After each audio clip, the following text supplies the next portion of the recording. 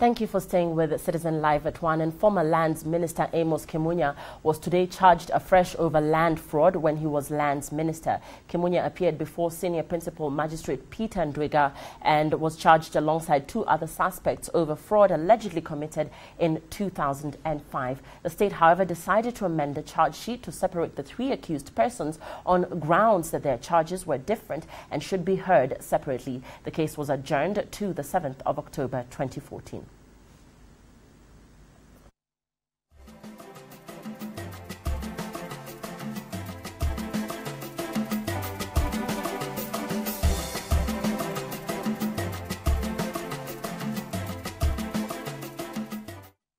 And let's take a look at business. In the Central Bank of Kenya's Monetary Policy Committee is scheduled to announce the bank's policy lending rate this afternoon. The central bank rate will be set against the backdrop of rising levels of inflation, as well as concerns over the volatility of the Kenya shilling's exchange rate. The CBK is also expected to announce a new loan pricing peg known as the Kenya Bank's reference rate that is expected to set the stage for greater transparency in the pricing of loans and spur competition in an industry that has often been viewed to be opaque. But as Bella Genga reports, it might still be too early for borrowers to expect significant reductions in lending rates, as banks will be allowed to add a markup on the new rate.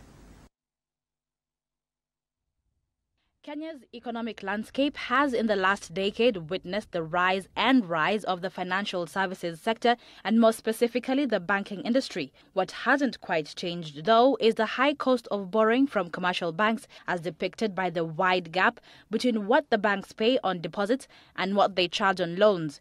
To help narrow that gap, the government is set to introduce a new benchmark interest rate, a move that will take away the discretionary power that banks have enjoyed over the years to set their individual base rates. The rate, known as the Kenya Bank's reference rate, or KBRR, will be set every 6 months by the Central Bank's Monetary Policy Committee based on a 6-month average of the central bank rate and the 91-day Treasury bill rate. The new reference rate will be a public number that you can be able to track.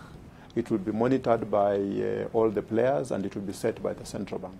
So when it moves, you already know where it has moved and you can anticipate the movement. But banks will be given a leeway to add a premium on top of that rate, a markup that will price in all other risks and overheads attached to the loan. That margin will, however, vary from one bank to another, thus opening up Pandora's box as to whether the cost of borrowing will really come down. There are about 12 different charges that are not related to interest rates.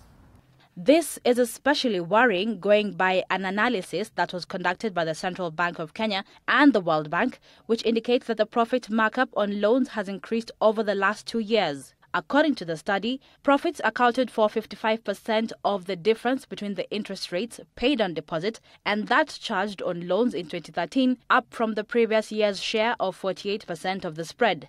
This was despite overheads borne by banks having gone down to 37% from 47% in just 1 year.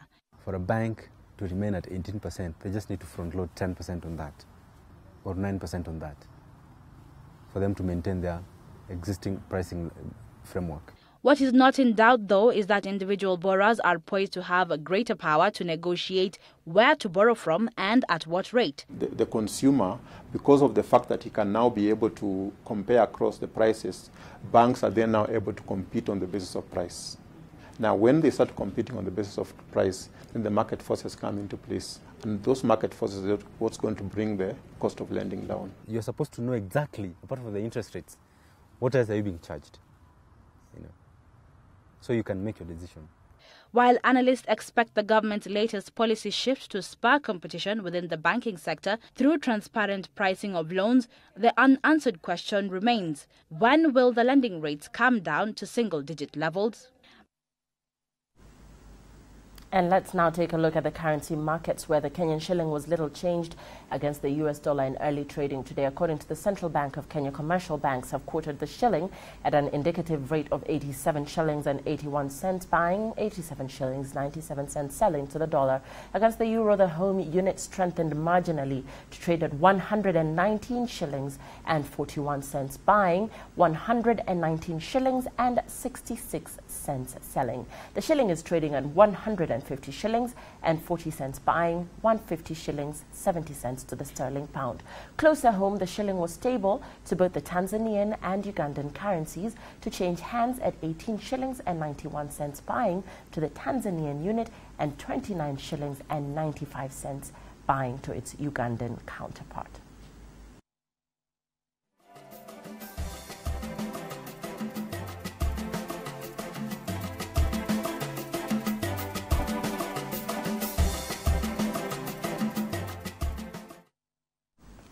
And that's a wrap. And of course, tonight is the much awaited game between the top players in Brazil and Germany. That's tonight. Now we're crossing over to Viva Brazil with Wahiga Maura and Michael Kinyi just to find out what their analysis is and what their take is on what we're expected to see tonight. Enjoy Viva Brazil. I'm Lillian Mulikanene.